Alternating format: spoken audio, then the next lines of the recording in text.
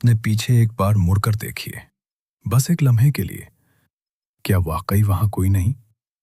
कुछ नजर नहीं आया? उसने भी बिल्कुल यही सोचा था। यह कहानी मुझे मेरे एक करीबी दोस्त ने सुनाई, जो इस्लामाबाद में रहता है।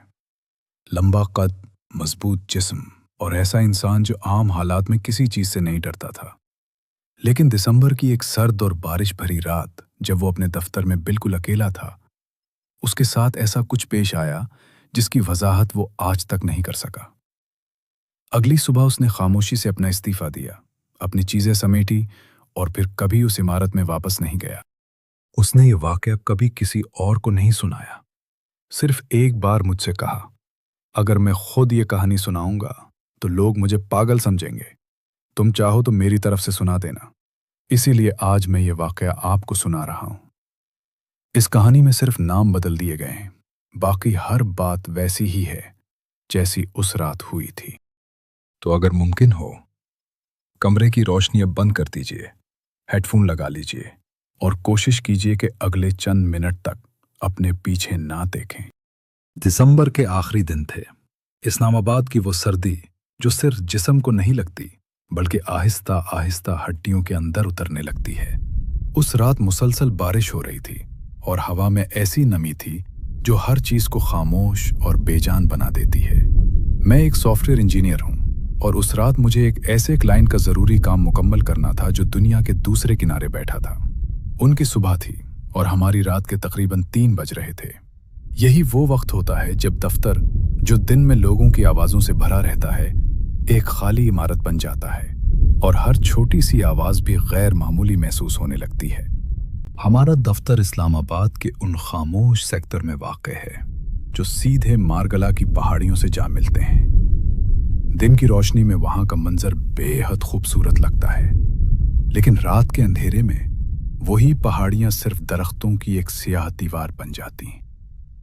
बारिश जब उन पर बरसती है तो यूं महसूस होता है जैसे वो आहिस्ता आहिस्ता हरकत कर रही हों। हमारी 4 मंजिला इमारत तकरीबन मुकम्मल शीशे से बनी हुई है और रात के वक्त वो शीशे बाहर की दुनिया नहीं, बल्कि अंदर की खामोशी वापस दिखाने लगते हैं। मैंने गाड़ी पार्क की, मरकजी दरवाजा खोला और सीढ़ियों से दूसरी मंजिल पर अपनी डेस्क तक पहुंच गया। मैंने सिर्फ अपने हिस्से की रोशनियां जलाईं, बाकी पूरा फ्लोर अंधेरे में डूबा रहा। खामोशी इस कदर गहरी थी कि कीबोर्ड का हर बटन दबाने की आवाज भी गैर मामूली महसूस हो रही थी। मैंने लैपटॉप खोला, कॉफी का एक घूंट लिया और काम में मसरूफ हो गया। मेरी डेस्क के बिल्कुल सामने एक लंबी शीशे की खिड़की थी। उसके पार बारिश में भीगते दरख्त और मारगला की पहाड़ियां नजर आनी चाहिए थी, मगर बाहर के मुकम्मल अंधेरे और अंदर की रोशनी ने उस खिड़की को एक आईने में बदल दिया था। अब उसमें बाहर का मंजर नहीं, बल्कि मेरे पीछे पूरा दफ्तर साफ दिखाई दे रहा था। मुझे आज तक नहीं मालूम कि मैंने अचानक सर क्यों उठाया। शायद गर्दन सीधी करने के लिए, शायद यूं ही। लेकिन जैसे ही मेरी नजर शीशे पर पड़ी, मैंने सिर्फ एक लम्हे के लिए अपने पीछे एक इंसानी साया खड़ा देखा। वो बिल्कुल साकित था, जैसे काफी देर से वहीं खड़ा हो। मैं फौरन मुड़ा। कमरा खाली था, सिर्फ अंधेरी डिस्कों की कतारें, बंद कंप्यूटर और मेरी अपनी तेज सांसों की आवाज। मैंने खुद को समझाया कि यह सिर्फ नजर का धोखा था। बारिश, शीशा, रोशनी और कई घंटों की थकन। दिमाग कभी कभी ऐसी तस्वीरें बना लेता है जो हकीकत नहीं होती। मैं हल्का सा मुस्कुराया, दोबारा अपनी स्क्रीन की तरफ मुड़ा और काम शुरू कर दिया। अचानक नीचे पहली मंजिल की तरफ से एक जोरदार धमाके की आवाज आई। ऐसी आवाज जैसे कोई बहुत भारी चीज जोर से जमीन पर गिरी हो। आवाज इतनी करीब और वाज़ेह थी कि मैं अपनी कुर्सी से तकरीबन उछल पड़ा। मेरा पहला ख्याल किसी भूत या गैर मरी मखलूक का नहीं था।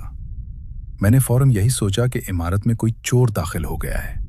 रात के 3 बजे एक खाली दफ्तर में किसी भारी चीज का गिरना मामूल की बात नहीं थी, और इस ख्याल के साथ ही मेरा दिल इस कदर तेजी से धड़कने लगा कि मुझे उसकी धड़कन अपने गले में महसूस होने लगी।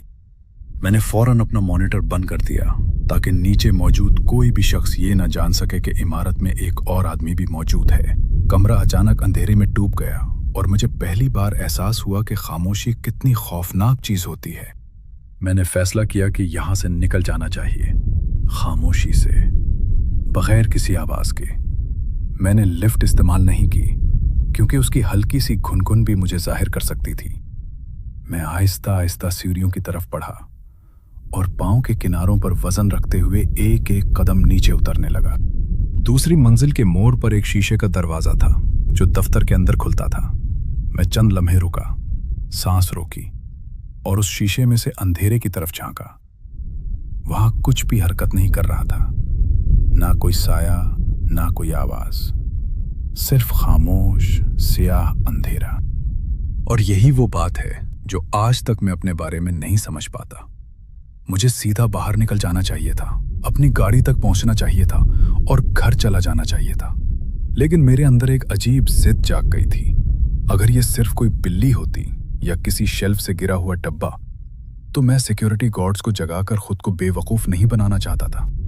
मैंने मोबाइल निकाला और अपने एक साथी को फोन किया जो करीब ही रहता था। मैंने बहुत आहिस्ता आवाज में कहा, मुझे लगता है दफ्तर में मेरे साथ कोई और भी है। दूसरी तरफ चंद सेकंड खामोशी रही, फिर उसने फौरन जवाब दिया, कोई बेवकूफी मत करना, मैं आ रहा हूं, मुझे 10 मिनट दो। 10 मिनट? मैंने खुद से कहा, मैं सिर्फ एक नजर देख लेता हूं।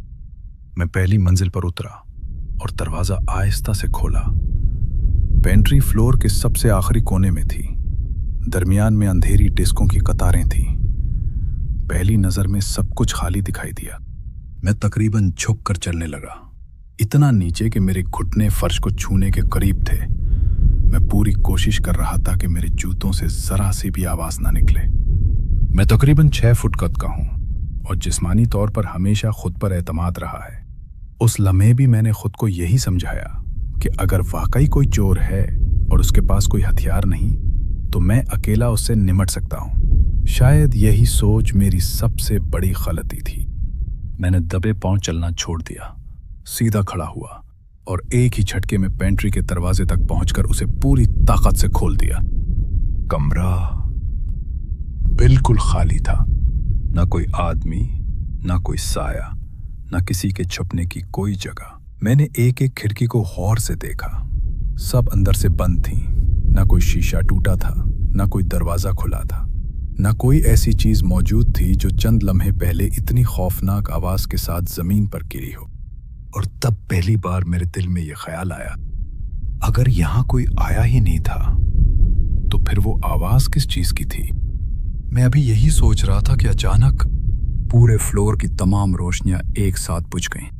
ऐसा नहीं कि एक एक करके बंद हुई, बल्कि एक ही लम्हे में, जैसे किसी ने पूरी इमारत की सांस रोक दी हो। चारों तरफ ऐसा अंधेरा छा गया कि मैं अपना हाथ भी बमुश्किल देख पा रहा था। मेरा पहला रद्द अमल भागने का था। मैं फौरन मुड़ा और उसी रास्ते की तरफ दौड़ा जहां से आया था।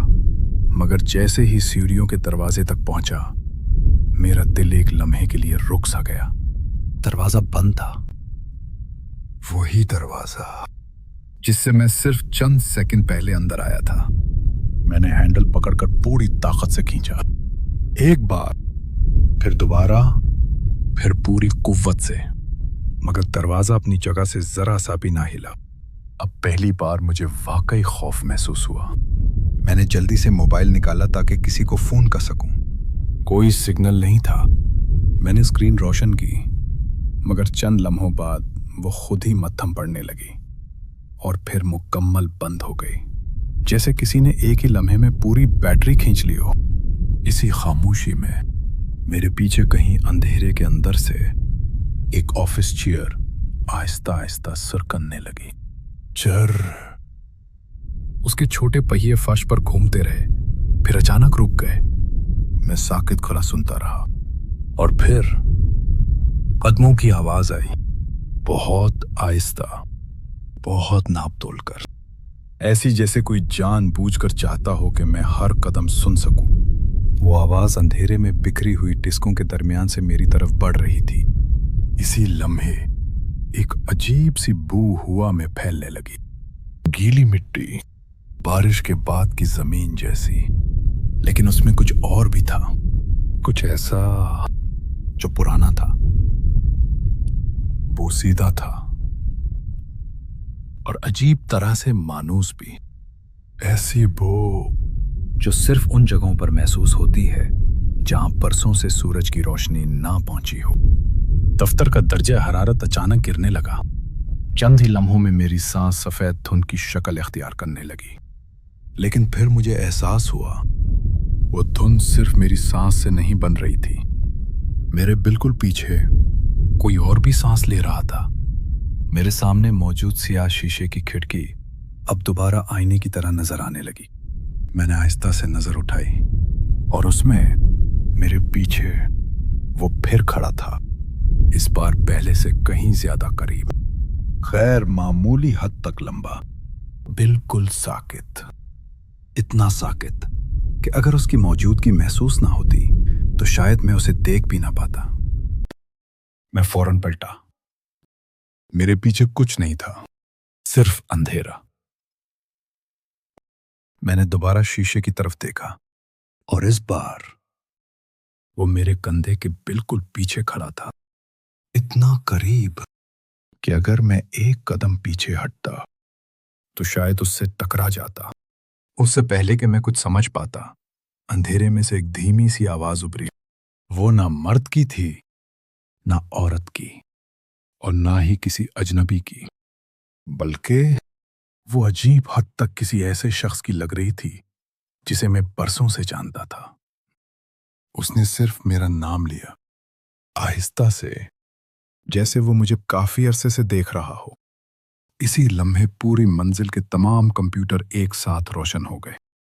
हर स्क्रीन पर बर्फ जैसी धुंधलाहट उभरी और फिर हर मॉनिटर पर मेरा अपना चेहरा दिखाई देने लगा। दर्जनों स्क्रीनें, दर्जनों मेरे चेहरे, और हर तस्वीर में मेरे पीछे कोई खड़ा था। मैंने पूरी ताकत से दरवाजे पर खुद को दे मारा। मैं हैंडल खींचता रहा, दरवाजा बैठता रहा, मगर वो नहीं खुला। इसी दौरान मुझे अपनी पीठ के पीछे अचानक शदीद ठंडक महसूस हुई। ऐसी ठंड जैसे बर्फ का एक टुकड़ा किसी ने मेरी रीढ़ की हड्डी से लगा दिया हो। और फिर मुझे अपनी गर्दन पर किसी की सांस महसूस हुई। वो इतनी करीब थी कि मेरे पूरे जिस्म ने एक लम्हे में जैसे काम करना छोड़ दिया। अचानक दरवाजा पूरी ताकत से खुला। बाहर से रोशनी अंदर आई।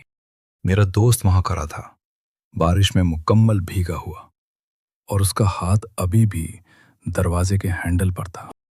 मैंने एक लफ्ज भी नहीं कहा। मैंने सिर्फ उसका बाजू पकड़ा और उसे तकरीबन घसीटते हुए सीढ़ियों की तरफ ले गया।